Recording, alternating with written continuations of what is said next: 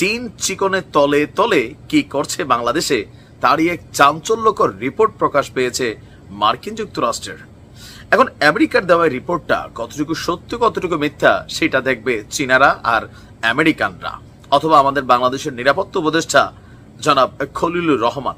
আসুন দেখি এক রিপোর্টে এখন এই দক্ষিণ এশিয়ার খুবই গুরুত্বপূর্ণ রাষ্ট্র বাংলাদেশ নিয়ে কি খেলা শুরু হয়েছে।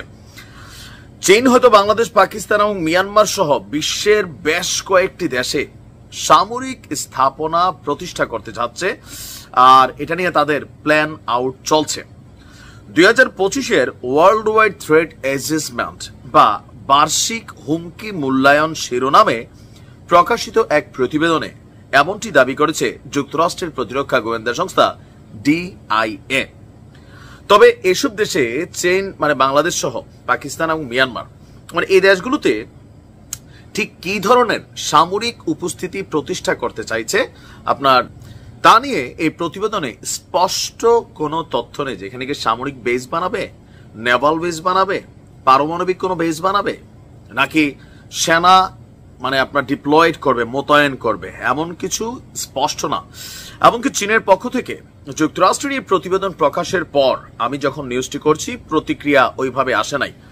তবে বিশ্বের বিভিন্ন দেশে নানা ধরনের হুমকি নিয়ে প্রতি বছর একটা প্রতিবেদন প্রকাশ করে মার্কিন এই সংস্থা DIA। সম্প্রতি 2025 সালের 11 মে পর্যন্ত পাওয়া তথ্য নিয়ে প্রতিবেদন প্রকাশ করেছে এই সংস্থাটি। প্রতিবেদনে দক্ষিণ এশিয়া অংশে আফগানিস্তান, পাকিস্তান এবং ভারতের বিভিন্ন হুমকির কথা বলা হলেও বাংলাদেশের কোনো উল্লেখ নেই। তবে চীনের যেসব পরিকল্পনা বা হুমকির বিষয়ে বলা হয়েছে সেখানে বাংলাদেশ সহ প্রতিবেশী দেশ মিয়ানমার রয়েছে।